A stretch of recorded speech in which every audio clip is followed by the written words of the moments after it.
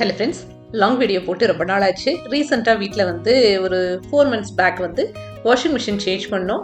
இந்த மாதிரி கொஞ்சம் பெரிய இன்வெஸ்ட்மெண்ட் பண்ணி வீட்டுக்காக வாங்குற பொருள் எல்லாம் வந்து கொஞ்சம் ரிவ்யூஸ் எல்லாம் பார்த்து நிறைய ரிசர்ச் எல்லாம் பண்ணி தான் வாங்குவோம். டக்குன்னு கடைக்கு போனதும் வாங்கிட மாட்டோம். ஆனால் எனக்கு இந்த தடவை அவ்வளோ டைம் எல்லாம் கிடைக்கல. ஏன்னா நான் ஏற்கனவே யூஸ் பண்ணிட்டு இருந்தேன் IFB 6 kg வாஷிங் மிஷின் வந்து ஒரு நாள் சடனாக வந்து துணி வாஷ் பண்ணி முடிச்சதும் பார்த்தீங்கன்னா உள்ளேருந்து புகையெல்லாம் வர ஆரம்பிச்சிருச்சு. ஸோ அதுக்கப்புறம் எனக்கு வந்து தைரியம் இல்லை அதை மறுபடியும் யூஸ் பண்ணுறக்கெல்லாம். அதுவும் இல்லாமல் வந்து கிட்டத்தட்ட மோர் தேன் 12 years ப்ளஸ் அப்படிங்கும்போது அதோட வாரண்டி பீரியட் எல்லாமே முடிஞ்சிருச்சு. அப்புறம் ரொம்ப சவுண்டு கொடுத்துட்டு இருந்துச்சு. இதுக்கு மேலே அது யூஸ் ஆகாதுன்னு ஒரு ஸ்டேஜ் ஒரு 1 year முன்னாடியே தெரியும். ஆனால் நான் தான் வந்து லேட் பண்ணிகிட்டே இருந்தேன் பர்ச்சேஸை.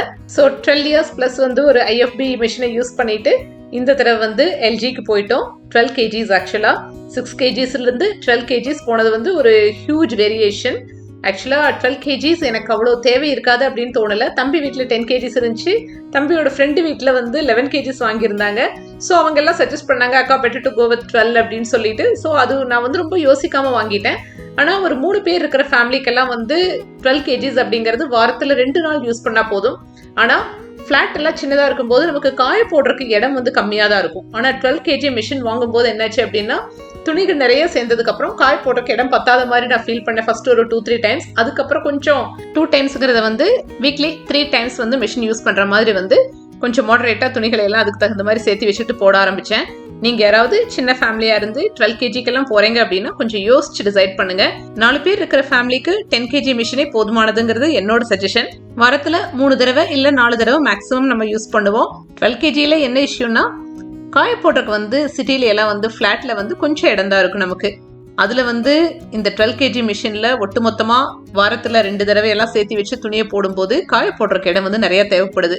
எனக்கு பால்கனி யூட்டிலிட்டி அப்படின்னு சொல்லிட்டு 2 இடத்துல இருக்கிற ஒரு 4 கயிறுமே வந்து ஃபுல்லான மாதிரி இருந்துச்சு. அது மட்டும் இல்லாம அவ்வளவு துணிகளை ஒரே தடவை துவச்சு மடிச்சு வைக்கிறது அதை விட பெரிய வேலையா இருந்துச்சு. ஸோ கொஞ்சம் கொஞ்சமா போட்டு எடுத்துட்டோம் அப்படின்னா இவ்வளவு வேலை எனக்கு இருந்த மாதிரி இல்லை இதுக்கு முன்னாடி. ஒரு சமயம் ஓன் ஹவுஸ்ல வீட்டை சுத்தி இடம் இருக்கு, இல்ல மேல டெரேஸ்ல போதுமான அளவு இடம் இருக்கு அப்படிங்கிறவங்களுக்கு வந்து தைரியமா வந்து 12 kgsக்கு போயிடலாம். ஆனா சின்ன வீட்டுல அளவான இடம் தான் இருக்கு அப்படிங்கிறவங்க எல்லாம் வந்து மிஷினோட விலை வந்து கொஞ்சம் தான் டிஃபரன்ஸ் இருக்குன்னு 12 kgக்கு போனோம் அப்படின்னா காய போடுறதுக்கு கொஞ்சம் எக்ஸ்ட்ரா ஸ்பேஸை வந்து ரிசர்வ் பண்ணிட்டு அதுக்கப்புறம் போய் வாங்கிக்கலாம். மற்றபடி பெர்ஃபார்மன்ஸ் வைஸ் எல்லாம் சூப்பரா இருக்கு. துணியும் வந்து அவ்வளோ பர்ஃபெக்டா துவைச்சு கொடுக்குது. நான் இது வரைக்கும் வந்து IFB இருக்கும்போதும் சரி, இப்போ LG வாங்கினதுக்கு அப்புறம் சரி, ஷர்ட்டோட காலரை கசக்கி போடுறது, யூனிஃபார்ம்ஸை தனியாக வாஷ் பண்ணுறதுன்னு சொல்லிட்டு இந்த வேலையெல்லாம் நான் செஞ்சதே கிடையாது. டைரக்டா மிஷினில் போட்டுருவேன், பர்ஃபெக்டா வாஷ் பண்ணி கொடுத்துரும். என்னோட ஆஃபீஸ் வேர் ட்ரெஸ்ஸஸ், கொஞ்சம் ஒர்க் இருக்கிற ட்ரெஸ்ஸஸ் இதையெல்லாம் வந்து நான் மிஷினில் போட மாட்டேன். தனியாக வந்து ஷாம்பு வாஷ் பண்ணிக்குவேன். ஏன்னா அதில் வந்து கலர் போகும், அந்த கலர் போய் மற்ற துணிகளை ஒட்டிக்கும் அப்படிங்கிற ஒரே ஒரு ரீசன்னால மட்டும்தான்.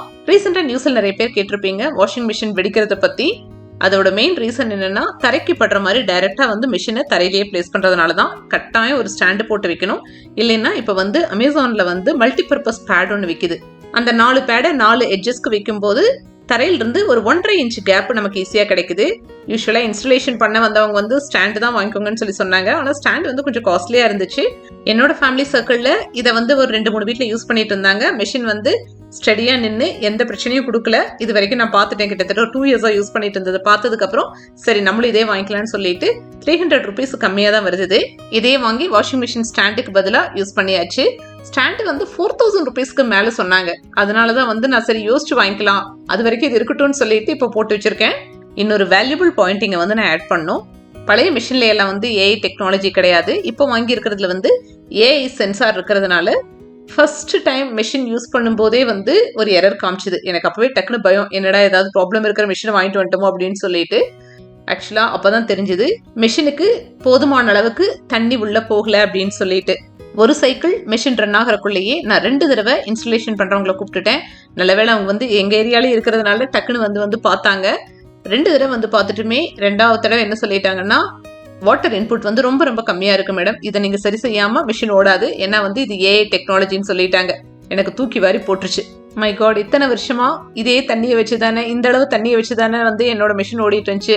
இப்போ சடனா இந்த பைப் லைனை எல்லாம் நமக்கு யார் கரெக்ட் பண்ணி கொடுப்பாங்க அப்படின்னு சொல்லிட்டு வேற ஆப்ஷன் யோசிக்கவே இல்லை. பிளம்பரை கூப்பிட்டு எதுக்கு ஒரு ட்ரை கொடுப்போம், இல்லைன்னா வேற ஆப்ஷன் ஏதாவது யோசிக்கலாம் அப்படின்னு சொல்லிட்டு பிளம்பரை வர சொன்னா அவர் நெக்ஸ்ட் டே தான் வந்தாரு. அந்த ப்ரியர் நைட் எனக்கு நிஜமாவே தூக்கமே இல்லை. ஏன்னா வந்து மெஷின் வீட்டுக்கு வந்தாச்சு, இன்ஸ்டலேஷன் முடிஞ்சது, அவங்களோட வேலையில எந்த ப்ராப்ளமும் இல்லைன்ட்டு போயாச்சு. இப்போ ப்ராப்ளம் வந்து நம்ம சைட்ல தான், இங்க தண்ணி உள்ள வந்து இன்புட் இல்லைன்னு சொல்லிட்டு.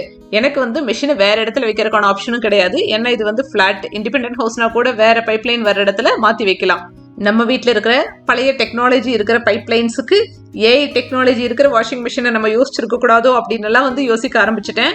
பட் இப்போ இருக்கிற விஷயத்த கரெக்ட் பண்ணி தான் ஆகணும் அப்படின்னு சொல்லிட்டு நெக்ஸ்ட் டே அவர் வந்து எங்கள் வீட்டில் இருக்கிற பைப்பை எல்லாம் வந்து ஓப்பன் பண்ணி பார்த்துட்டு, மேபி இது வந்து பைப்லைன் ப்ராப்ளமாக இருக்கும், இத்தனை வருஷம் வந்து ரொம்ப கம்மியாக தான் தண்ணி வந்துட்டு இருக்கு உங்கள் பைப்லைனில், ஏன் நோட்டீஸ் பண்ணலையான்னு கேட்டுட்டு எங்கேயோ போய் கரெக்ட் பண்ணி விட்டார். ஃபர்ஸ்ட் டைம் அந்த அவுட்லெட் பைப்பில் அவ்வளோ ஃபோர்ஸாக தண்ணி வந்துச்சு. அப்போ தான் எனக்கு தோணுச்சு ஐஎஃப்பி மிஷினுமே வந்து இன்னும் கொஞ்ச நாள் நல்லா உழைச்சிருக்கும். இந்த பைப் லைன்ல வந்து தண்ணி வந்து ரொம்ப கம்மியா வந்துட்டு இருக்கிறத வந்து பைப் கனெக்ட் பண்ண அன்னைக்கு பார்த்தது அப்பப்போ வந்து ஓப்பன் பண்ணி பார்ப்போம், அதோட சரி. ஆனா தண்ணியோட ஃப்ளோ கம்மியாக என்னாச்சு அப்படின்னா, ஒரு 1.25 மணி நேரத்துல ஓட வேண்டிய ஒரு சைக்கிள் வந்து 1.5 மணி நேரம் 1.25 மணி நேரம்னு அதிகமாயிட்டு இருந்துச்சு. ஆனா நாங்க என்ன நினைச்சிட்டோம்னா, மிஷின் வந்து பழசாயிட்டு இருக்கு, ஸோ பர்ஃபார்மன்ஸ் வந்து ஸ்லோ ஆயிட்டு இருக்கு, அதனாலதான் வந்து டைம் அதிகமா எடுத்துக்குது அப்படின்னு சொல்லிட்டு. இந்த வாட்டர் இஷ்யூ வந்து ரொம்ப ரொம்ப சிம்பிளான பிரச்சனை. ஆனா வந்து இதை வந்து நாங்க நோட்டீஸ் பண்ணவே இல்லை. நீங்க யாராவது உங்க வீட்டுல வந்து இந்த மாதிரி மிஷின் வந்து டிலேயா ஒர்க் ஆயிட்டு இருக்கு அப்படின்னா, முதல்ல உங்களோட பைப் லைனை செக் பண்ணிக்கோங்க, எவ்வளவு தண்ணி உள்ள போயிட்டு இருக்கு அப்படிங்கறத.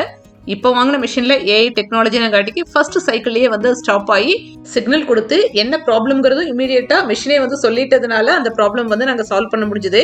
ஆனா ஐஎஃப்பி பழைய மிஷின் 12 வருஷம் எந்த பெரிய பிரச்சனையும் கொடுக்கல. இடையில இந்த ட்ரம் சவுண்ட் மட்டும் பயங்கரமா வந்துட்டு இருந்துச்சு. அதை சரி பண்ணலான்னு பார்த்தோம். அதுக்கே வந்து ஒரு 7,000 8,000 சொன்னாங்க அப்ராக்சிமேட்டா. அப்பதான் தோணுச்சு, இது ஆல்ரெடி வந்து 10 வருஷத்தை தாண்டி ஓடிட்டு இருக்கு, எப்ப வேணாலும் வந்து இது வேற இஷ்யூ எல்லாம் கொடுக்கறதுக்கு இருக்கு. அப்படி இருக்கும்போது க்ளோஸ் டு 8,000 வந்து எதுக்காக ஸ்பெண்ட் பண்ணோம், அதுக்கு பதிலா ஒரு நாள் வந்து ஏதாவது மேஜர் இஷ்யூ வரும்போது புது மிஷினுக்கே போயிடலாம்னு சொல்லிட்டு தான் வந்து அந்த ட்ரம் சேஞ்ச் ஆப்ஷனை வந்து பெருசா யோசிக்கல. ஸோ ஃபைனலி ஒரு 12 kg வந்து இப்போ வீட்டுக்கு வந்திருக்கு ரீசெண்டா. ஆனா 2025 எப்படி ஸ்டார்ட் ஆச்சுன்னு தெரியல, எக்ஸ்பென்சிவ் வேறா இருக்கு. வீட்டுக்கு தேவையான பொருள் ஆகட்டும், இல்ல வீட்டுல கொஞ்சம் பெண்டிங் வச்ச வுட் ஒர்க் ஆகட்டும் சொல்லிட்டு எக்ஸ்பென்சஸ் ஓவர்லோடான இயரா நான் ஃபீல் பண்றேன். ஆல்மோஸ்ட் க்ளோஸ் டு இப்போ டிசம்பர் நம்ம. ஸோ 12 இயர்ஸ்க்கு அப்புறம் இந்த வருஷம் தான் வந்து நான் இவ்வளோ எக்ஸ்பென்சஸ் 1 by 1 பார்க்குறேன் இந்த வீட்டில். அதனால நீங்களும் ஒரு வீட்டுக்கு போய் ஒரு 10 இயர்ஸ்க்கு பக்கம் ஆகுது அப்படின்னா இந்த மாதிரி சில விஷயங்கள் எல்லாம் வந்து மாற்ற வேண்டியது வரும் அடுத்தடுத்து. ஸோ கொஞ்சம் ஒரு அமௌண்ட்டை வந்து இதுக்காக ரிசர்வ்ல எடுத்து வைக்கிறது பெட்டர். நான் கொடுத்த இந்த இன்புட்ஸ் எல்லாம் நீங்கள் யாராவது வாஷிங் மிஷின் வாங்கும்போது உங்களுக்கு யூஸ் ஆகலாம்.